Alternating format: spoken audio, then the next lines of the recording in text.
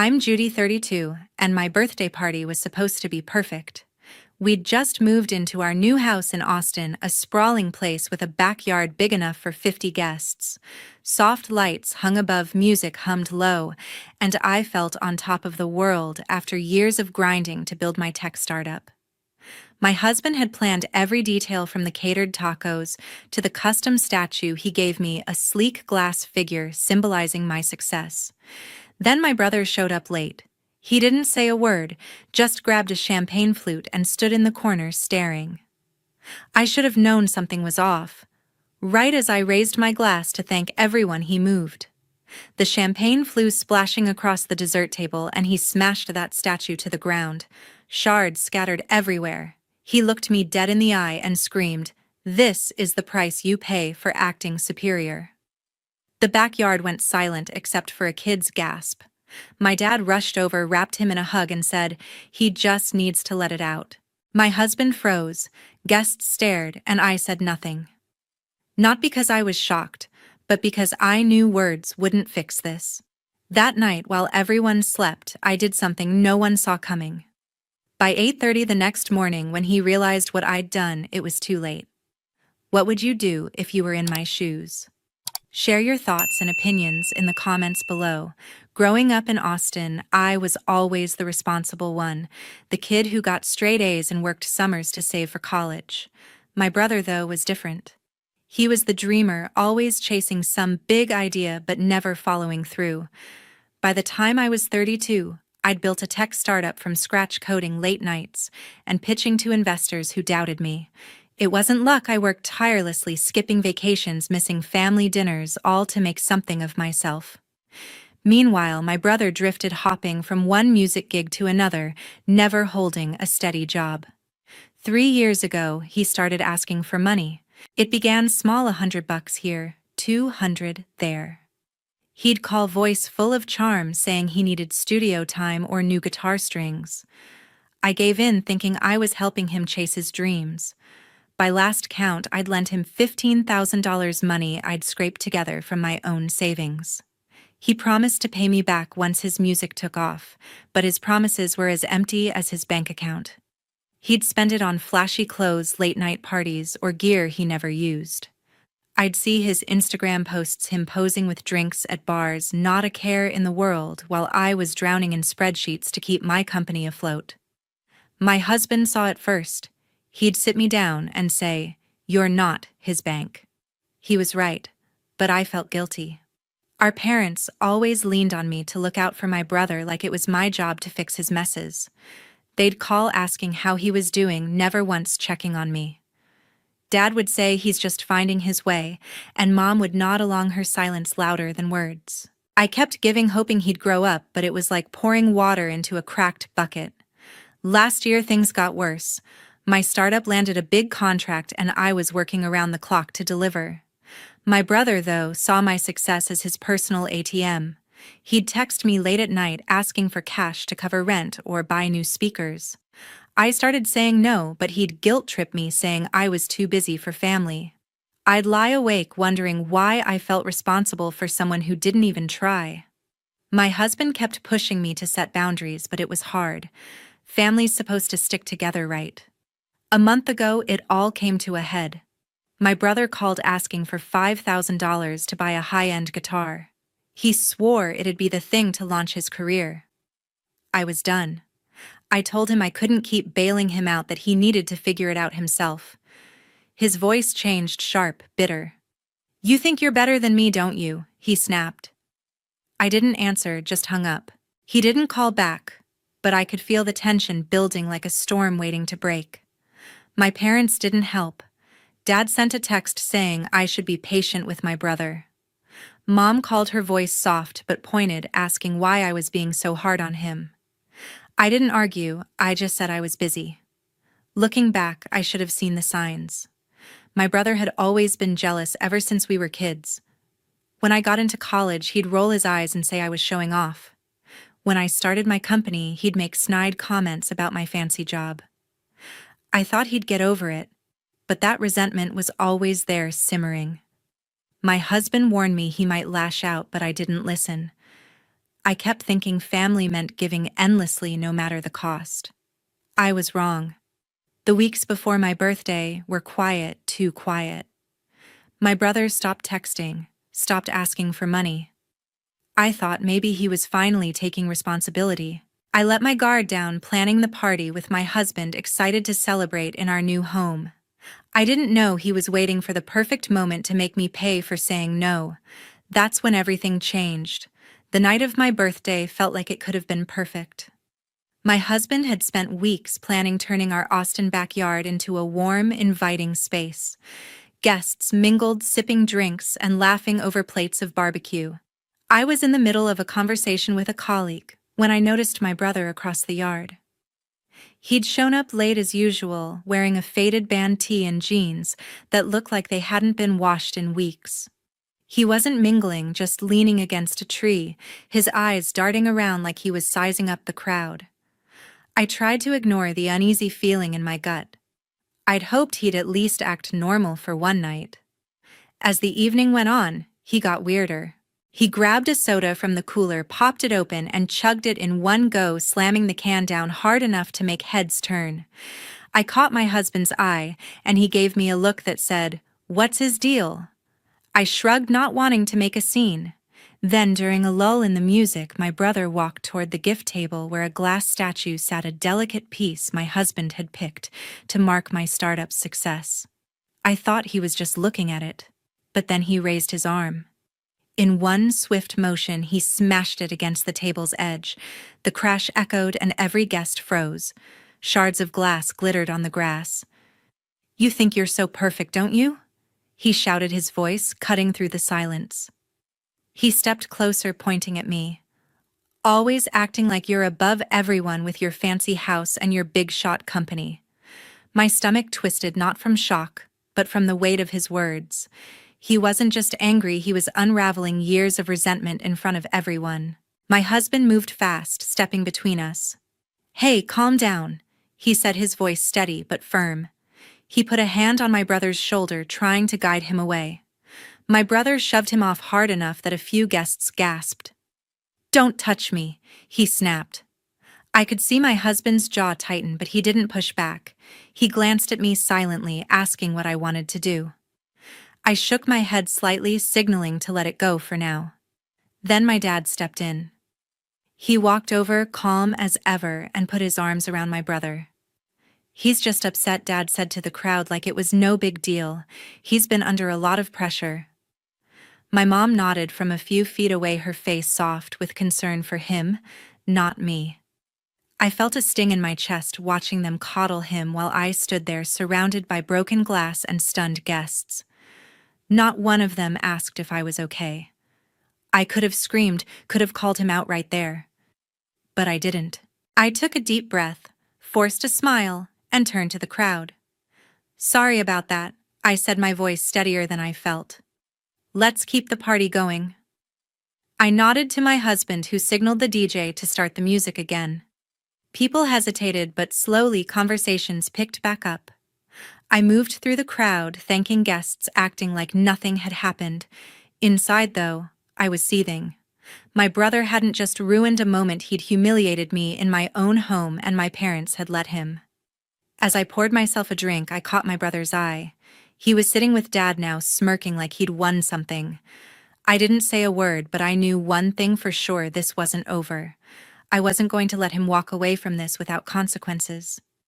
After everyone left, I couldn't sleep.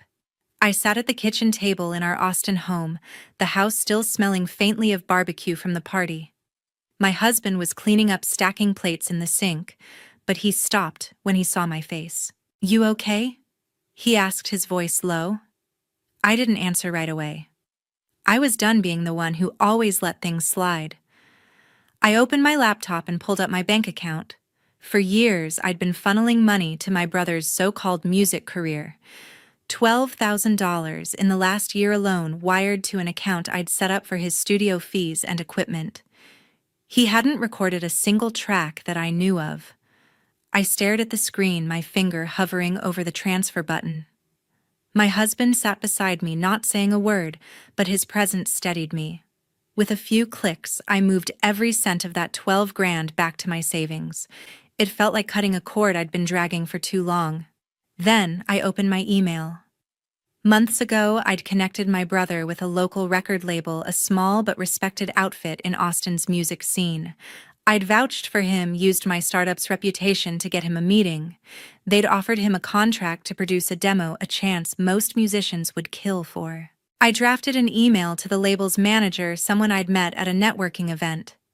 "I'm sorry," I wrote, "but I can no longer recommend my brother for this project. He's not ready." I hit send, my heart pounding but resolute. That contract was his lifeline, and I'd just pulled the plug. I closed my laptop and leaned back, the kitchen clock ticking past midnight.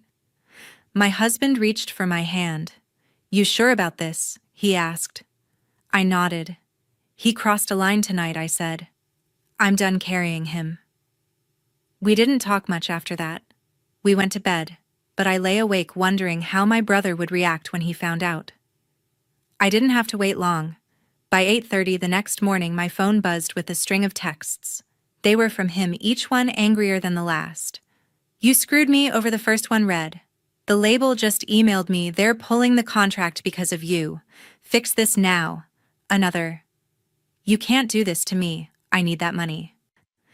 I scrolled through the messages, his words sharp and desperate. He didn't mention the party, didn't apologize for humiliating me in front of everyone. It was all about him, like always. I set the phone down without replying. My husband was already up making coffee. He glanced at my screen and raised an eyebrow. "He's freaking out, isn't he?" he said. I nodded, sipping my coffee, the bitterness matching my mood. "Let him," I said. I wasn't going to engage, not this time. I'd spent years responding to his demands, his tantrums, his guilt trips. But that night, something had shifted. I wasn't just angry, I was free. I went about my day, heading to my startup's office downtown. The team was prepping for a big client pitch, and I threw myself into work, reviewing slides and tweaking code. My phone buzzed again, around noon, another text from my brother. "You're gonna regret this," it read. I didn't flinch. I'd made my choice, and I wasn't backing down. I locked my phone and focused on the meeting, pushing his words out of my mind. The days after my decision felt heavier than I expected. I was in my office reviewing code for a client deadline when my phone rang. It was my dad. I hesitated but picked up, bracing myself. "You need to help your brother," he said, his voice calm but firm, like he was stating a fact. "He's in a tough spot, and you pulling that money hurt him bad." I gripped the phone, my knuckles tight. I wanted to remind him how my brother had humiliated me at my own party, but I didn't. "He's got to figure it out himself," I said, keeping my tone even. Dad sighed long and heavy. "Family doesn't give up on each other," he said, before hanging up. I stared at the screen, his words echoing like a lecture I'd heard too many times. Later that afternoon, my mom texted, "We're family. We stick together. Please think about your brother."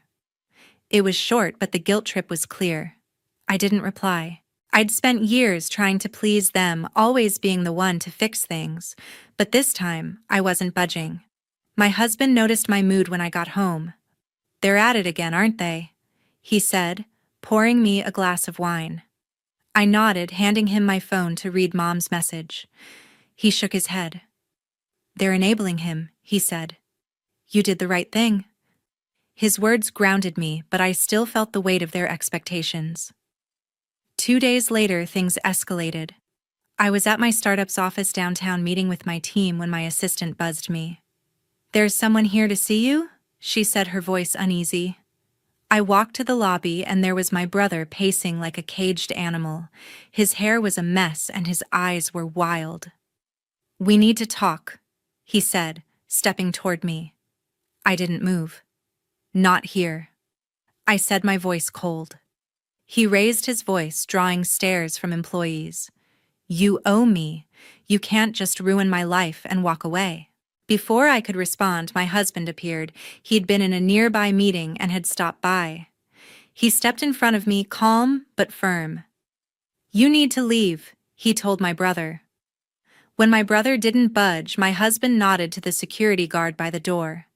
The guard approached, hand on his radio, and my brother backed off, muttering under his breath as he stormed out. I went back to my office, my heart racing but my resolve stronger. My husband stayed checking in with me. "He's not going to stop," he said, his voice low. I nodded, knowing he was right. My brother had always pushed until he got what he wanted, and my parents' support only made him bolder. I tried to focus on work, but my mind kept drifting to what he might do next. That evening, I got a call from my friend Dale, a colleague at my startup who'd been at the party. "You need to see this," he said, his tone urgent. He sent me a link to a TikTok video. I opened it, and there was my brother sitting in his car ranting to the camera. "My sister thinks she's better than everyone," he said, his voice dripping with venom. "She cut me off, ruined my music career, all because she's jealous of me." He went on, painting himself as the victim, claiming I'd betrayed our family. The video had thousands of views, with comments piling up, some calling me heartless. My stomach churned, not because of the lies, but because he'd taken it public. Dale stayed on the line. "He's been posting stuff like this all day," he said. "I thought you should know." I thanked Dale and hung up, my hands shaking. My husband sat beside me as I showed him the video. "He's trying to turn this into a circus," he said, his jaw tight. I nodded, feeling a mix of anger and exhaustion. My parents' calls and texts, my brother's stunt at my office, and now this video, it was all a coordinated effort to pressure me. But I wasn't going to cave. The drama didn't end with my brother's office stunt. I was in a meeting at my startup going over financials when one of my employees, a young coder named Sarah, approached me during a break. "Have you seen what's trending on TikTok?" she asked, her voice hesitant. I shook my head, confused. She pulled out her phone and showed me a video my brother had posted. He was standing outside a music studio holding a guitar, speaking directly to the camera. "My sister's trying to tear me down," he said, his tone a mix of defiance and charm. "She's got her fancy life, but I'm not giving up. I'm raising money for my next album support. An artist who won't quit." The video ended with a link to a crowdfunding page tagged with phrases like "family drama" and "rise above." It had 20,000 views, and comments poured in. "You're so strong, and don't let her win." I stared at the screen, my mind sharp and clear. He wasn't just playing the victim anymore. He was turning our fight into a brand. I went back to my office, the video looping in my head. My brother wasn't just attacking me. He was rallying strangers to fund his dreams, using my name as the villain. I didn't feel angry. I felt focused. I'd spent years letting him slide, but this was a new level of manipulation. I kept the video to myself for now, not even telling my husband. I needed to think, to plan my next step carefully. That afternoon, I met Dale for lunch at a diner near downtown Austin. He'd been keeping tabs on my brother's antics since the party. Over burgers, he leaned in, his voice low.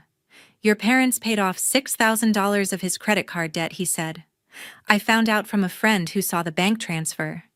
"They didn't tell you, did they?" I set my fork down, the news hitting like a punch. $6,000. My parents had always bailed him out, but doing it behind my back felt like a deeper betrayal. "No," I said, my voice steady. "They didn't." Dale frowned. "They think he's the one who needs protecting," he said. I nodded, the pieces clicking into place. My parents saw me as the strong one, the one who didn't need help, so they kept pouring their support into him. When I got home, my husband was in the kitchen chopping vegetables for dinner. I told him about the debt, and his knife paused mid-cut. "They're enabling him again," he said, his voice tight with frustration. "They're never going to stop." I agreed, but I didn't want to dwell on it. I was done letting their choices control me. Instead, I focused on work, pushing my team to nail our next client pitch. But my brother's latest move kept nagging at me. He wasn't slowing down. He was doubling down. A few days later, I got a call from a contact in Austin's music scene, someone I'd met through my startup's networking events. "Your brother's been reaching out," she said, her tone cautious.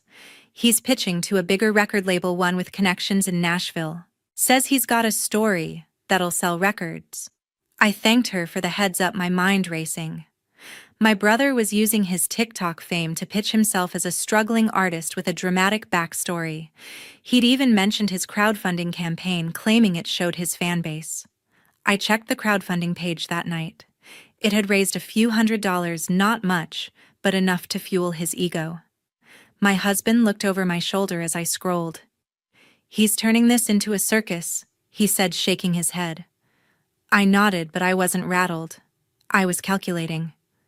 The real showdown was coming. It was a Sunday afternoon, and I was sorting through paperwork in the living room when the doorbell rang. My husband glanced at me, his brow furrowed. I opened the door to find my mom and dad standing there, their faces tight with purpose. "We need to talk," Dad said, stepping inside without waiting for an invitation. Mom followed, clutching her purse like a shield. I gestured to the couch, my stomach nodding, but I kept my expression neutral. My husband stood by the kitchen counter, arms crossed, watching silently. Dad didn't waste time. "You've gone too far," he said, his voice low but sharp. "Your brother's struggling, and you're making it worse. You need to forgive him. Help him get back on his feet." Mom nodded, her eyes soft but insistent. "He's your family," she said. "You can't just turn your back on him." I sat across from them, my hands folded, letting their words settle. I'd heard this before, but hearing it in person in my own home felt like a violation. They weren't here to understand, they were here to demand. My husband spoke before I could. "You're not being fair," he said, his voice steady but edged with frustration. "She's done nothing but support him for years, and he's thrown it back in her face. You saw what he did at the party. You know he's been dragging her name online."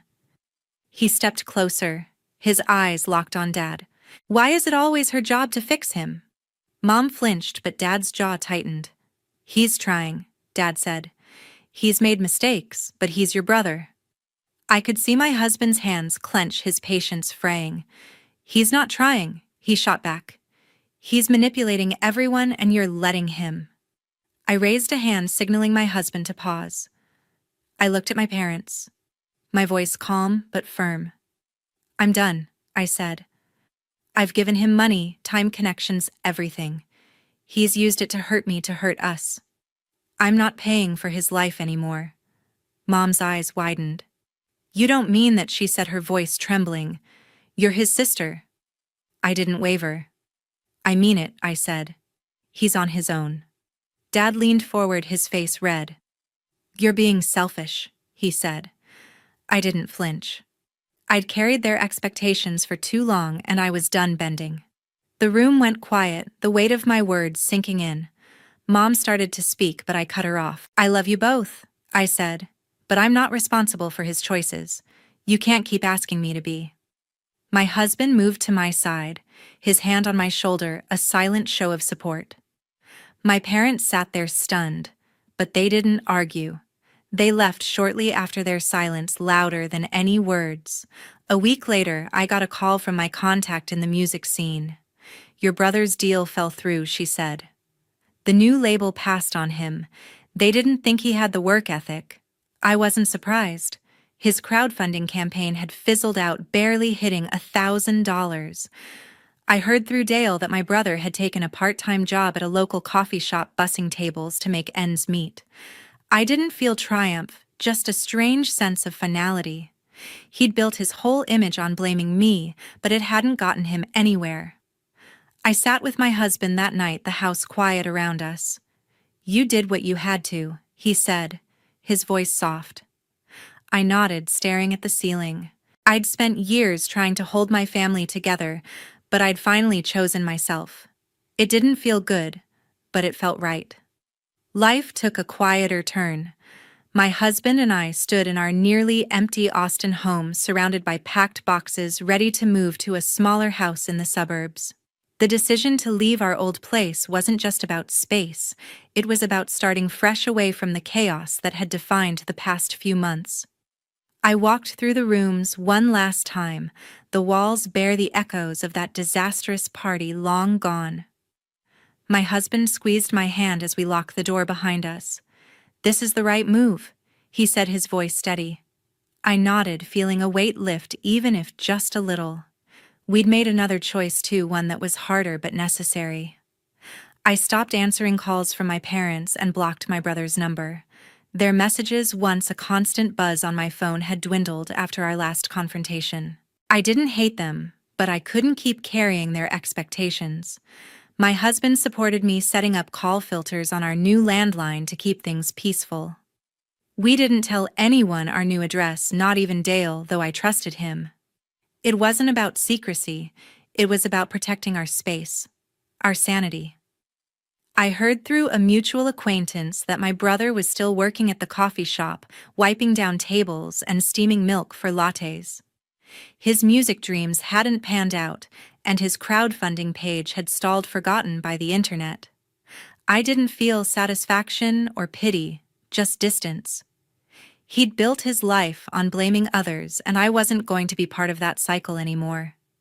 My parents hadn't reached out since they'd left our house, and I didn't expect them to. They'd chosen their side, and I'd chosen mine. As we settled into our new home, a cozy place with a backyard and cedar trees, I started to see things differently. I'd always thought family meant giving everything no matter the cost. Growing up, I'd been taught to put them first, to fix their problems, to keep the peace. But that belief had trapped me, draining my energy, my money, my peace. Standing up to my brother then, my parents showed me that family isn't an obligation without limits. It's a choice, one that should respect everyone involved. I'd spent years feeling guilty for wanting my own life, but now I saw it clearly. Setting boundaries wasn't selfish, it was survival. One evening, my husband and I sat on our new porch, sipping iced tea and watching the sunset. The air smelled of fresh grass, a far cry from the city noise we'd left behind. "We should take a trip," he said, his eyes bright with an idea. "Somewhere warm, just us." I smiled, the first real smile in weeks.